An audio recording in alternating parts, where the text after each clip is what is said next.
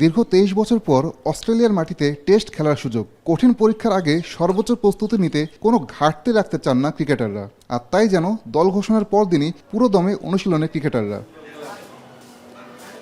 মঙ্গলবার সকাল থেকেই হেড কোচ ফিল সিমন্সের অধীনে অনুশীলন শুরু করেন ক্রিকেটাররা। ব্যাটিং, বোলিং, ফিল্ডিং ৩ বিভাগেই নিজেদের ঝালিয়ে নেন মুমিনুল খালেদরা। মিরপুরের সেন্টার উইকেটে এদিন দীর্ঘ সময় ব্যাটিং অনুশীলন করেছেন সৌম্য সরকার। দীর্ঘ ৫ বছর পর টেস্ট দলে ডাক পেয়ে দলের জায়গা পাকাপোক্ত করতে চান তিনি।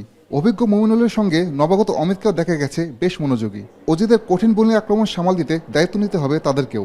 নেটে বল হাতে ঘাম জড়িয়েছেন কাউন্টি খেলে আসে হাসান মাহমুদ, খালেদ আহমেদ ও প্রথমবার ডাক পাওয়া Mushfik Hasan. Steve Smith, Marnus Labuschagne কিংবা ট্রেভিস হেডদের শুরুতে থামিয়ে দেওয়ার কাজটা করতে হবে তাদেরকেই। এছাড়া ক্যাচিং অনুশীলনেও সিরিয়াস ছিলেন দলের সবাই। মাইটি অস্ট্রেলিয়ার বিপক্ষে সাফল্য পেতে সব বিভাগে যে দাপট দেখাতে হবে।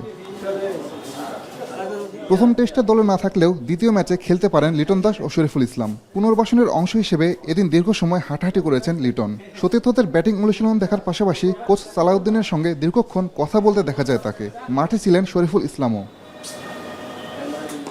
এছাড়া স্বস্তির খবর আছে মুস্তাফিজুর রহমানকে নিয়েও। কাফ ইনজুরির কারণে খেলার বাইরে থাকা এই পেসার আজ আলাদাভাবে বোলিং অনুশীলন শুরু করেছেন। সবকিছু ঠিক থাকলে শিগগিরই জাতীয় দলের জার্সিতে দেখা যাবে তাকে। আসাদুজ্জামান লিটন, এখন, ঢাকা।